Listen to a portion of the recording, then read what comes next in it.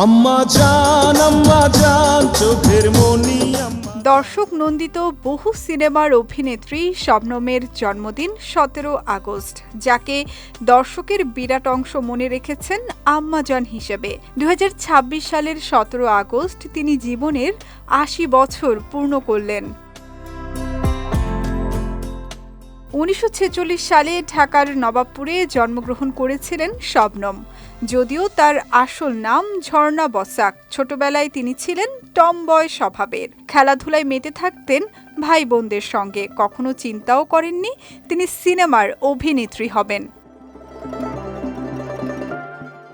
ঝর্ণা তখন সপ্তম শ্রেণীর ছাত্রী। সে সময় পরিচালক এহতেশাম নির্মাণ করছিলেন এ দেশ তোমার আমার সিনেমাটি। ছবিটির একটি কোরাস গানের দৃশ্যে ৪ জন মেয়ের একজন হিসেবে যুক্ত হন এই অভিনেত্রী।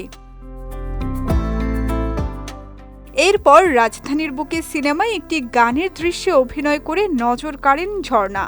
তবে প্রধান চরিত্রে তার প্রথম সিনেমা মুস্তাফিজ পরিচালিত হারানো দিন। এই সিনেমার মাধ্যমেই শবনম নামটি ধারণ করেন ঝর্ণা। ততদিনে তিনি কলেজে উঠেছেন। এর মধ্যে চান্দা ও তালাশ সিনেমাগুলো তুমুল দর্শকপ্রিয়তা পায়। বাংলার পাশাপাশি শবনম হয়ে ওঠেন পাকিস্তানের উর্দু সিনেমার তুমুল জনপ্রিয় অভিনেত্রী। বাংলা সিনেমার চেয়ে উর্দুতেই বেশি অভিনয় করেছেন তিনি। সেখানে কাজের মাধ্যমেই কুড়িয়েছেন বিপুল জনপ্রিয়তা, অর্জন করেছেন অসংখ্য পুরস্কার ও স্বীকৃতি। দীর্ঘদিন পর বাংলাদেশে ফিরে ১৯৯৯ সালে কাজী হায়াতের আম্মাজান সিনেমার নাম ভূমিকায় অভিনয় করেন শবনম। সিনেমাটি পায় তুমুল জনপ্রিয়তা।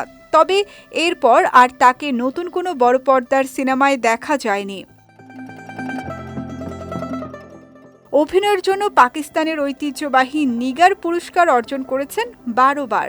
এছাড়া বাংলাদেশের জাতীয় চলচ্চিত্র পুরস্কার ২০২৩-এ তাকে আজীবন সম্মাননায় ভূষিত করা হয়।